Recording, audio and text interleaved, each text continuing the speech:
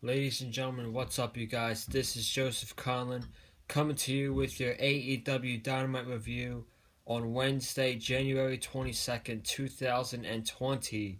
Before I start talking about my AEW Dynamite review, you see that I am in a different room tonight. I usually am filming downstairs, usually where all my friends hang out at when they come over. Eddie, for an example, will watch a pay-per-view in there or something and just hanging out. So it's way too cold down there tonight to be filming in there, so I had to come up here because I had nowhere else to film. So you got this for one night. I should be back downstairs filming for the NXT review tomorrow right here on the Big Fight Field channel.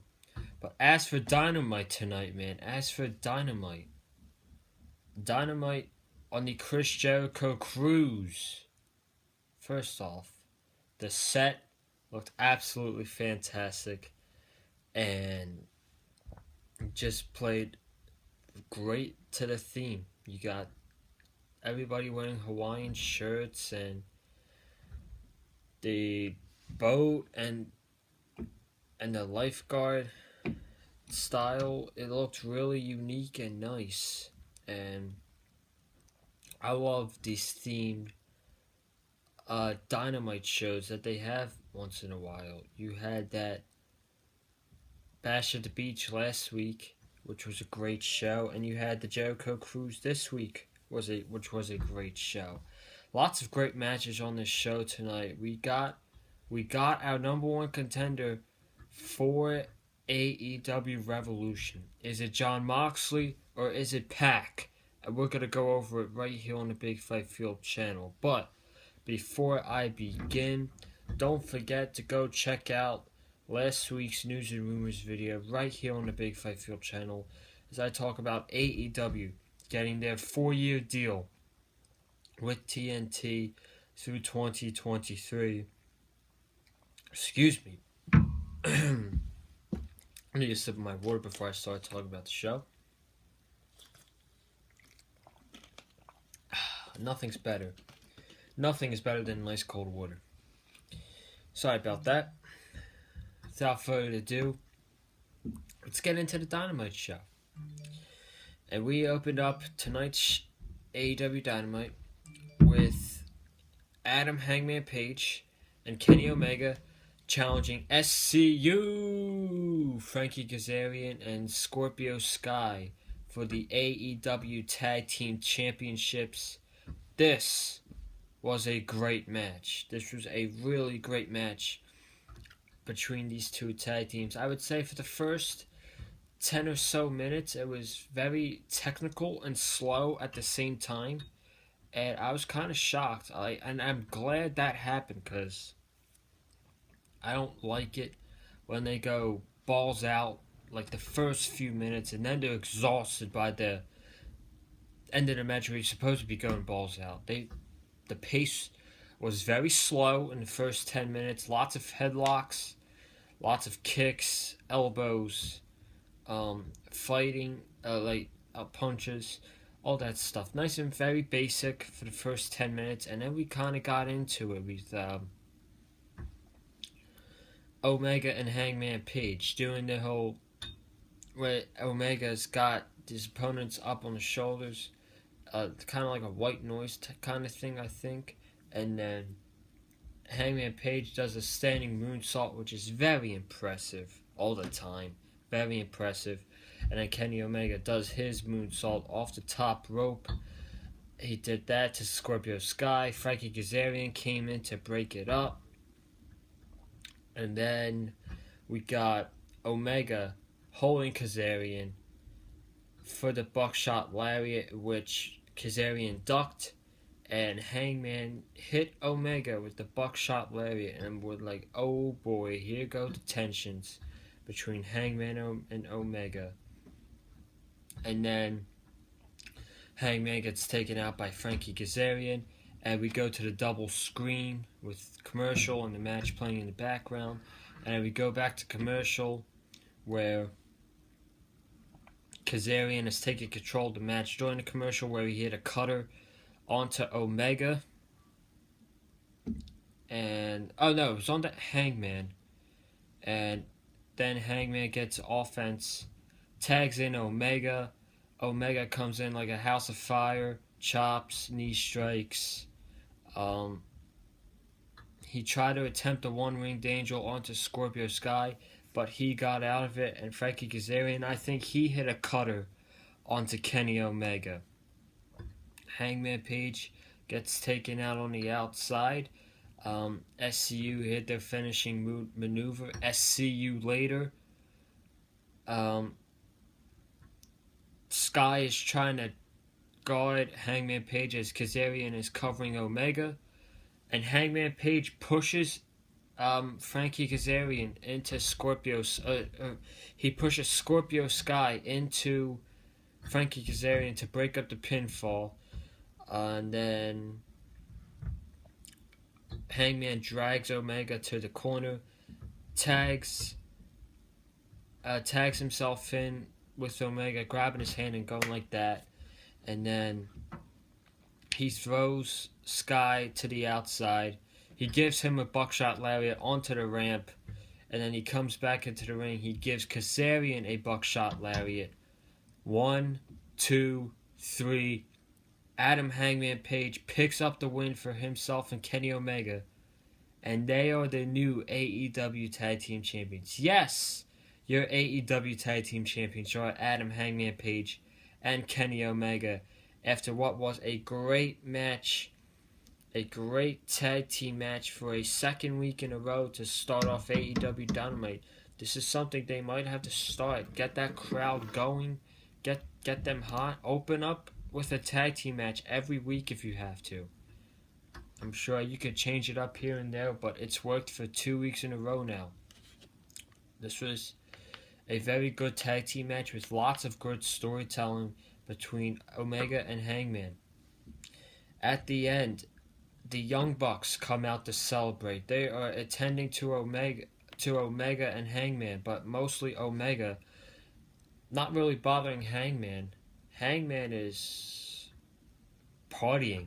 He was ecstatic. He's high-fiving the audience.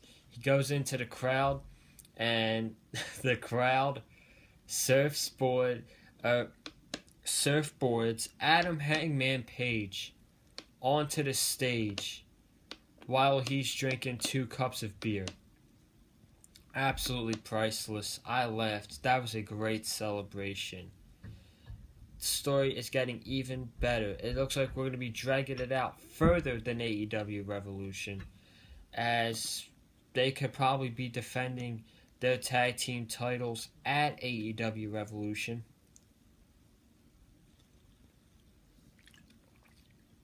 Against who knows? It could be SCU in a rematch for the tag team titles, or I could see it being Santana and Ortiz, because I originally thought they were going to be the ones to take the titles off of SCU at the pay-per-view, but I guess we're changing things up, and I like it. It's for the better of this storyline between Omega and Hangman Page. We have no idea what's going to happen next, so this was great.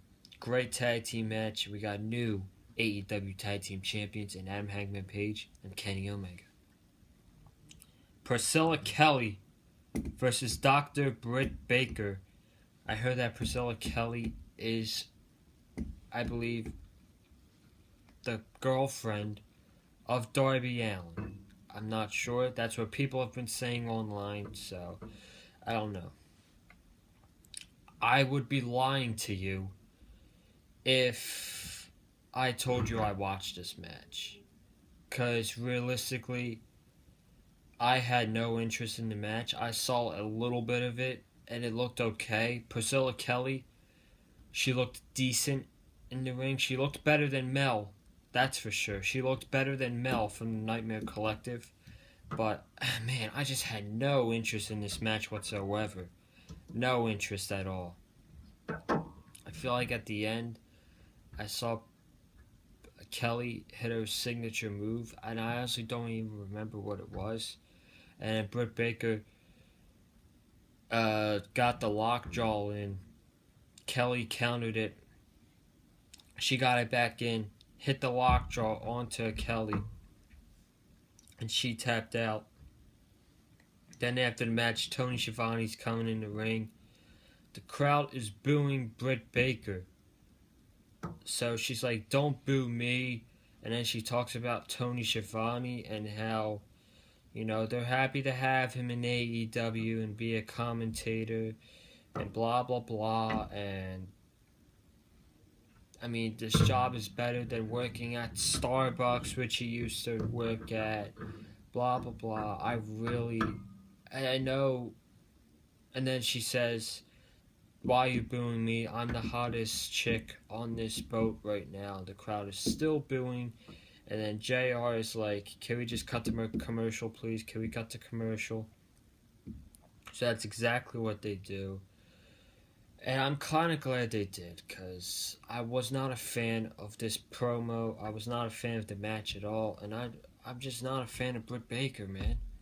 I don't know what it is, but she was the first female signed to the All Elite Wrestling roster. She was supposed to be that leader of the women's division. And it's not clicking. There's just something not clicking with Britt Baker. Maybe this heel turn is going to click, but I mean, man, she's green in the ring. She's really green. She needs to train more, I think, and get better, and then come back as a really big heel and take down. Maybe she'll take down Chris Statlander when she's the women's champion. I'm not sure. I don't see Riho holding that championship for long. I just don't. I want to move on from this segment match. So next up, we got a 6-man tag, which was a very fun match. Jurassic Express, Luchasaurus, Marco Stunt, and Jungle Boy versus Santana, Ortiz, and Le Champion, Chris Jericho. Before I start talking about the match, during Chris Jericho's entrance, the crowd was singing during the song, and when they turned the song off, they were still singing. That was fantastic. That was awesome. Chris Jericho's got one of the most catchiest wrestling songs in all of wrestling right now, and especially on his boat. It's just great. You love to see it, man. He's living his best life. But this was a very fun 6-man tag team match with the Inner Circle getting the victory over the Jurassic Express, as they should, in my opinion, But in defeat, I feel like all 3 members of the Jurassic Express look great. It looks like we could be heading towards Jake Hager's very first singles feud with Luchasaurus, and I think his first singles match should be with Dustin. I don't really agree with them going with Luchasaurus first, because Luchasaurus is really over with the crowd. I know you're really going to beat him over Dustin Rhodes against Jake Hager. I think you'd be better off if you started with Dustin Rhodes to put over Hager, and then you do Hager versus Luchasaurus down the line. That's the way I would do things.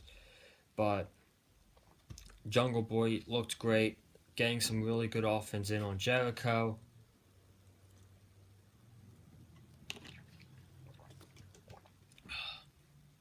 Getting some good offense in on Santana and Ortiz as well. And then we get back from commercial and they're wearing him down. Santana and Ortiz, or Jericho's just standing on the ring apron. Kicks, elbows, maneuvers. Jungle Boy hits a Poison Rana onto Ortiz to get the tag from Luchasaurus. And man, just when Luchasaurus got that hot tag, the crowd were fired up. Luchasaurus, a roundhouse kick to Jericho, a wheel kick to Santana and Ortiz to drive him to the outside of the ring. Double choke slam to Ortiz and Jericho. Standing moonsault onto Jericho. Jericho kicks out at 2. I absolutely love that maneuver when Luchasaurus comes in. He does his clotheslines, and then he does the roundhouse kick into the wheel kick, into double choke slam, and then standing shooting star press. Standing backflip, I should say, my bad. I love that sequence. That is picture perfect from right there. And then Luchasaurus gets the attention from Jake Hager. Hager goes to elbow him. Luchasaurus elbows him back. He tags in Marco's stunt, takes care of Jake Hager. Marco's stunt goes to the top rope, hits a 450 onto Chris Jericho. Jericho kicks out at 2. Moments later, Jericho hits a Judas effect onto Marco's stunt. 1, 2, 3.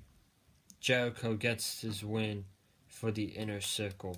A really fun tag, 6-man tag. Like I said, Jurassic Express looked great in defeat, as they should have. I don't agree with them getting this win against Jericho and Santana and Ortiz, but 2020 is going to be a huge year for the Jurassic Express. I can definitely see them being the AEW Tag Team Champions, and I definitely see when they do win those tag team titles, I see them taking it off of Santana and Ortiz. If it's at Double or Nothing, or if it's at All Out in August, they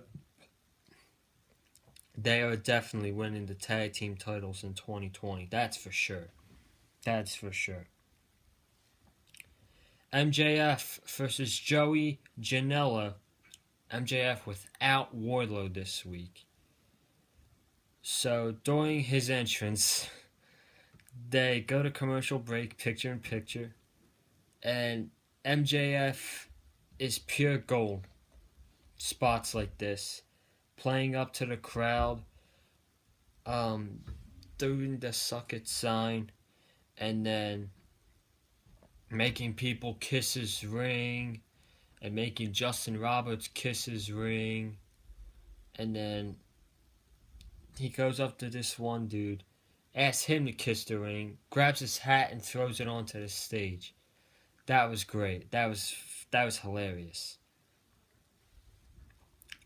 So the match between MJF and Joey Janela, we got a technical exchange from them first. Very nice, very nice. And then a couple maneuvers from MJF and Joey Janela. I don't remember what they are. I should really write this down on my phone for notepads just to remember what the maneuvers are. I think I gotta start doing that, man. I gotta start doing that because it's very easy to forget moves after a quick while. We're gonna go to the finish though. Joey Janela is on the top rope going for his diving elbow onto MJF, but then out comes Kip Sabian and Penelope Ford, who are making out in the front of the stage, and JR's like, really, out of any place you gotta make out on stage in front of Joey Janela, so it distracts him. He does his elbow, he misses, MJF moves out of the way, hits a brutal looking crossroads. Joey Janela sold the crap out of that though. Gotta give it to him. It looks brutal, but he sold it pretty good. And MJF picks up the victory with the crossroads. So it definitely seems like we will be getting Kip Sabian versus Joey Janela in the near future. Speaking of Kip Sabian, next week on Dynamite in Cleveland, we are getting Kip Sabian versus Cody. So that should be a really good match. A match that I am really looking forward to. I did write down the key parts of MJF's promo and Cody too. So MJF picks up a mic after the match. He says, "You guys really love me, huh?" He says that, and then he says, "You guys really love Cody as well." Well, he wants to go back to what Cody said last week, and Cody said MJF was just another chapter in Cody's book, and he says that MJF being just another chapter in Cody's book, MJF is going to be Cody's final chapter in his book, meaning his career. Then Cody comes out to interrupt MJF. He says, "Hold on just a second. Don't you dare get close to me. Wardlow is not here for a reason tonight. He's getting ready for the steel cage match on February 19th against you. And you can't touch me." He says, "You can't touch me. My bodyguard is not here." He says, I'm gonna be a good guy and let you say what you have to say." Right after that, he drops the mic in front of Cody. Cody picks it up. MJF goes to kick it away from him. That was nice. That was funny. I laughed. I got a chuckle out of that, I'll admit. And then crowd starts chanting "asshole" at MJF. Cody says, "I can't touch you, but they can." MJF turns around, eats a double super kick from the Young Bucks, and then Cody says, "I think we should throw him into the pool." So the Young Bucks throw MJF into the pool, and that was the segment. A really fantastic segment that was with Cody and MJF, and really hilarious at the end with MJF being thrown into the pool by the Young Bucks, and definitely going to develop the storyline with Cody and MJF. And then we get back from the commercial, and they go over the matches that are happening next week. We're getting Private Party teaming up with Darby Allin to face the Inner Circle, Chris Jericho, Santana, and Ortiz. We're getting Kip Sabian versus Cody, like I said. And then they said, due to MJF's instructions next week, we're getting the Young Bucks versus the Blade and the Butcher, all from Cleveland. Main event, Jon Moxley versus Pac, who's tied up.